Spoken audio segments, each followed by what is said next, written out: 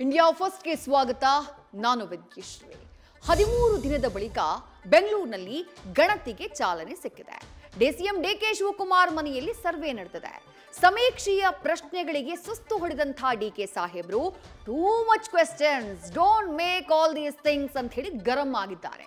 ಕುರಿ ಕೋಳಿ ಲೆಕ್ಕ ಕೊಟ್ಟ ಡಿಕೆಶಿ ಜನಸಂಖ್ಯೆ ಮುಖ್ಯ ಅಂತ ತಮ್ಮದೇ ಸರ್ಕಾರಕ್ಕೆ ಟಾಂಗ್ ಕೊಟ್ಟಿದ್ದಾರೆ. ಸರ್ವೇ ಜನ ಸುಖಿನೋ ಭವಂತು, ಆದ್ರೆ ಸಿದ್ದು ಸಮೀಕ್ಷೆಗೆ ಸರ್ವೇ ಜನ ಸಂಕಷ್ಟೋ ಭವಂತು ಅಂತ ಹೇಳಬಹುದೇನೋ.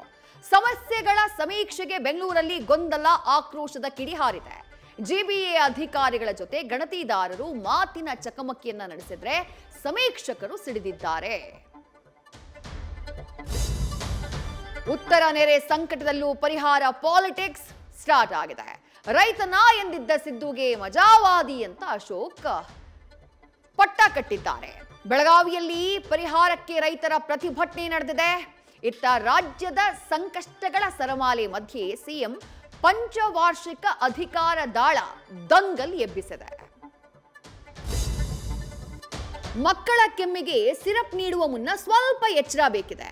2 ರಾಜ್ಯಗಳಲ್ಲಿ 12 ಕಂದಗಳ ದಾರುಣ ಸಾವಾಗಿದ್ದು, ಮಹಾರಾಷ್ಟ್ರದ ನಾಗ್ಪುರ್ನಲ್ಲಿ 5 ಮಕ್ಕಳು ಗಂಭೀರವಾಗಿದ್ದಾರೆ.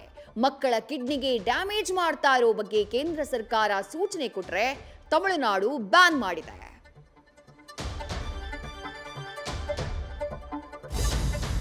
ಭಾರತ ಚಿತ್ರರಂಗದಲ್ಲಿ ಕರುನಾಡಿನ ಮಣ್ಣಿನ ಸುಗಂಧ ಬೀರ್ತಾ ಇದೆ. ಸ್ಯಾಂಡಲ್ವುಡ್ ಇತಿಹಾಸದಲ್ಲಿ ಕಾಂತಾರ ಹೊಸ ದಾಖಲೆ ಬರೆದಿದೆ. 2 ದಿನದಲ್ಲಿ 100 ಕೋಟಿ ಕ್ಲಬ್ ಸೇರಿ 1000 ಕೋಟಿಯತ್ತ ಶರವೇಗದಲ್ಲಿ ದಾಪುಗಾಲಿಡ್ತಿದೆ.